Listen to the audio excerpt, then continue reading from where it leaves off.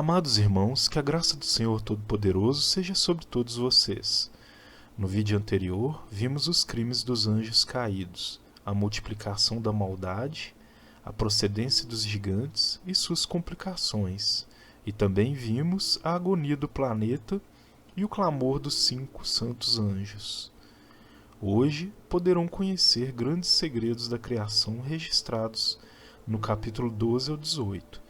No final do vídeo, darei informações de fatos curiosos sobre este livro.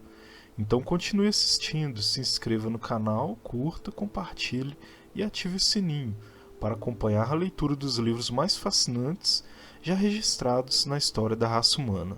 Capítulo 12. Antes de todas essas coisas acontecerem, Enoque esteve escondido, e nenhum dos filhos dos homens sabia onde ele estava, onde ele havia estado e o que havia acontecido. Ele esteve totalmente engajado com os santos e com as sentinelas em seus dias. Eu, Enoque, fui abençoado pelo grande Senhor e Rei da paz. E eis que as sentinelas chamaram-me Enoque, o escriba. Então o Senhor disse-me: Enoque, escriba da retidão, vai e diz às sentinelas dos céus, os quais desertaram do alto céu e seu santo e eterno estado, os quais foram contaminados com mulheres, e fizeram como os filhos dos homens fazem, tomando para si esposas, e os quais têm sido grandemente corrompidos na terra. Que na terra eles nunca obterão paz e remissão de pecados, pois eles não se regozijarão em sua descendência. Eles verão a matança dos seus bem-amados, lamentarão a destruição dos seus filhos e farão petição para sempre, mas não obterão misericórdia e paz. Capítulo 13. Então Enoque, passando ali, disse a Azaziel: Tu não obterás paz. Uma grande sentença há contra ti, ele te amarrará. Socorro, misericórdia e súplica não estarão contigo por causa da opressão que tens ensinado, e por causa de todo ato de blasfêmia, tirania e pecado que tem descoberto aos filhos dos homens. Então, partindo dele, falei a eles todos juntos, e eles todos ficaram apavorados e tremeram, abençoando-me por escrever por eles um memorial de súplica, para que eles pudessem obter perdão, e que eu fizesse um memorial de suas orações, ascendendo diante do Deus do céu, porque eles, por si mesmos, desde então não podiam dirigir-se a ele, nem levantar seus olhos aos céus por causa da infame ofensa com a qual eles foram julgados. Então eu escrevi um memorial de suas orações e súplicas, por seus espíritos, por tudo o que eles haviam feito e pelo assunto de sua solicitação, para que eles obtivessem remissão e descanso. Procedendo nisso, eu continuei sobre as águas de Dan-Badã, as quais estão da direita para o oeste de Armon, lendo o memorial de suas orações até que caí adormecido. Eis que um sonho veio a mim, e visões apareceram acima de mim, e caí e vi uma visão de castigos, para que eu pudesse relatá-la aos filhos dos céus e reprová-los. Quando eu acordei, fui até eles. Todos estavam reunidos chorando em Oubel-Seiael, que está situada entre o Líbano e Senézer, com suas faces escondidas. E relatei em sua presença todas as visões que eu havia visto em meu sonho, e comecei a pronunciar essas palavras de retidão, reprovando as sentinelas do céu. Capítulo 14. Este é o livro das palavras de retidão e de reprovação das sentinelas, as quais pertencem ao mundo, de acordo com o que ele, que é santo e grande, ordenou na visão. Eu percebi em meu sonho que eu estava então falando com a língua da carne e com meu fôlego, que o poderoso colocou na boca dos homens, para que eles pudessem conversar com ele.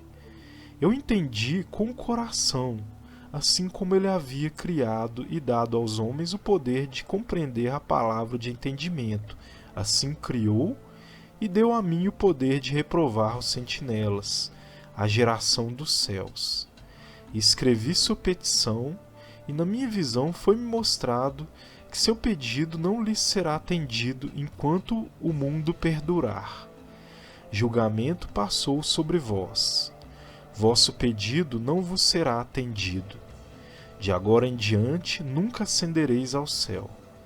Ele o disse que na terra ele vos amarrará, tanto tempo quanto o mundo existir. Mas antes dessas coisas, tu verás a destruição dos vossos filhos bem-amados. Não os possuireis, mas eles cairão diante de vós pela espada. Nem pedireis por eles, nem por vós mesmos, mas chorareis e suplicareis em silêncio as palavras do livro que escrevi. Uma visão então me apareceu. Eis que naquela visão, nuvens e névoa convidaram-me, estrelas agitadas e brilho de relâmpagos impeliram-me e pressionaram-me adiante, enquanto os ventos na visão assistiram meu voo, acelerando meu progresso. Eles elevaram-me no alto ao céu. Eu prossegui até que cheguei próximo de um muro construído com pedras de cristal. Uma chama de fogo vibrante rodeou, a qual começou a golpear-me com terror. Nessa chama de fogo vibrante eu entrei e aproximei-me de uma espaçosa habitação, também construída com pedras de cristal. Seus muros também, bem como o pavimento, eram formados com pedras de cristal, e de cristal também era o piso. Seu telhado tinha aparência de estrelas agitadas e brilhos de relâmpagos, e entre eles haviam querubins de fogo num céu tempestuoso. Uma chama queimava ao redor dos muros, e seu portal queimava com fogo. Quando eu entrei nesta habitação, ela era quente como fogo e frio como gelo. Nenhum traço de encanto ou de vida havia lá. O terror sobrepujou-me, e um tremor de medo apoderou-se de mim. Violentamente agitado e tremendo, eu caí sobre minha face.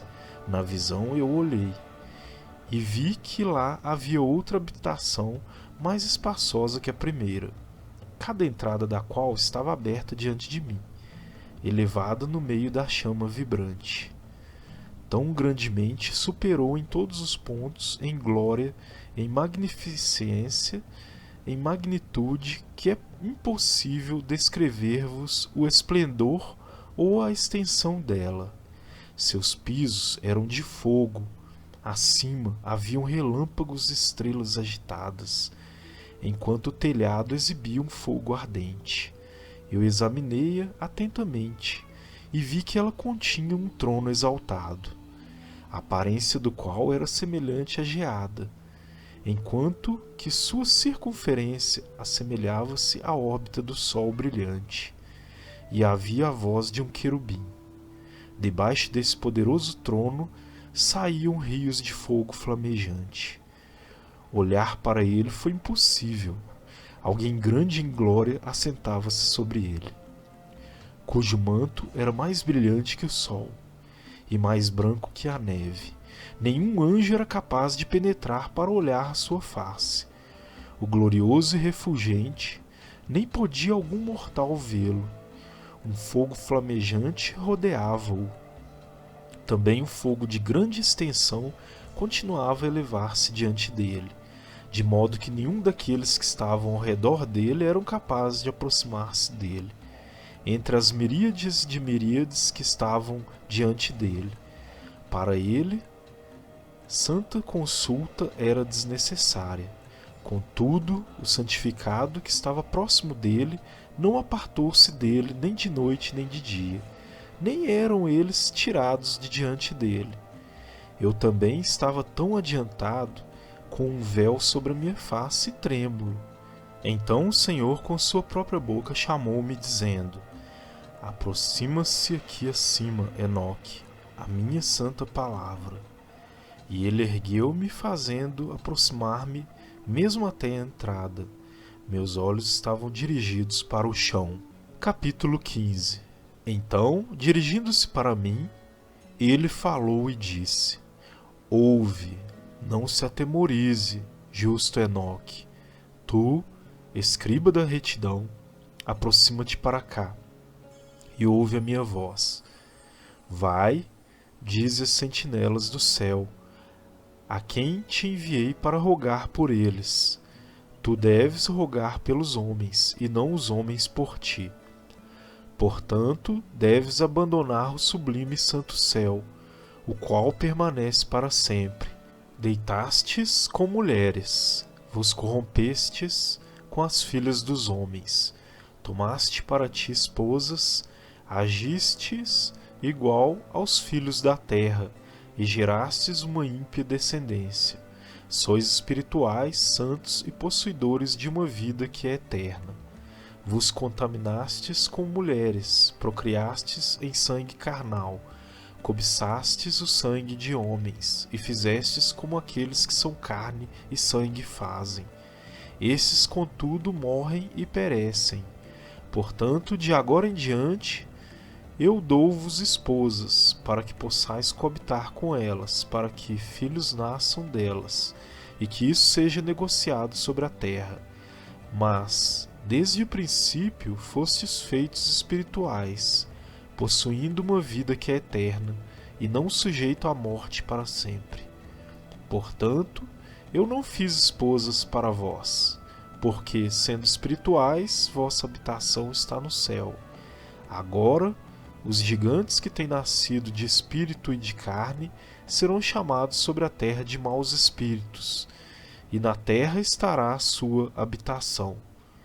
Maus espíritos procederão de sua carne, porque eles foram criados de cima, dos santos sentinelas foi seu princípio e a sua primeira fundação.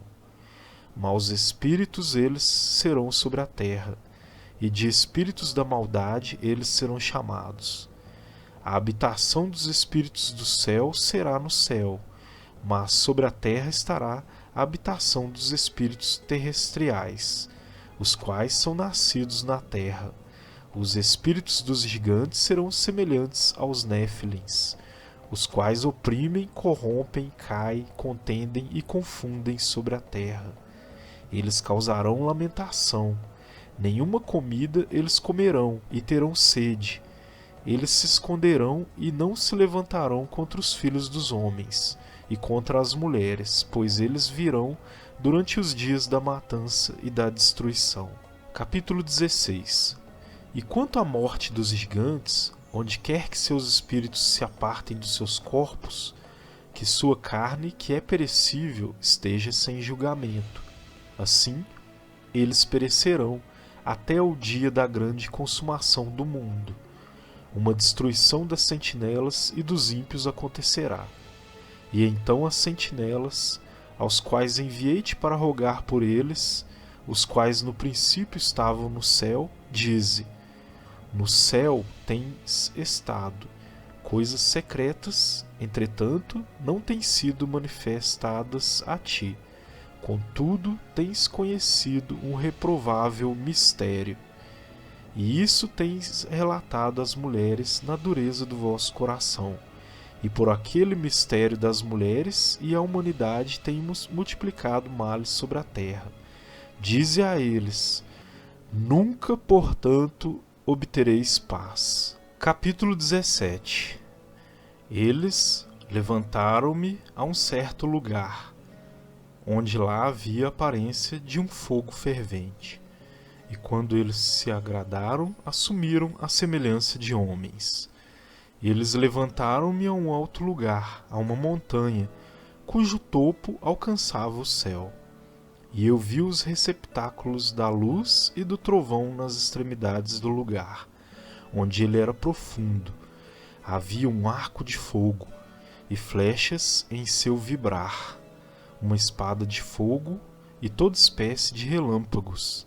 Então eles levaram-me à água da vida, a qual fala, e a um fogo no oeste, o qual recebeu todo o pôr do sol. Eu vim a um rio de fogo, o qual flui como água, e desagou no grande mar para o oeste. Eu vi todo o largo rio, até que cheguei à grande escuridão.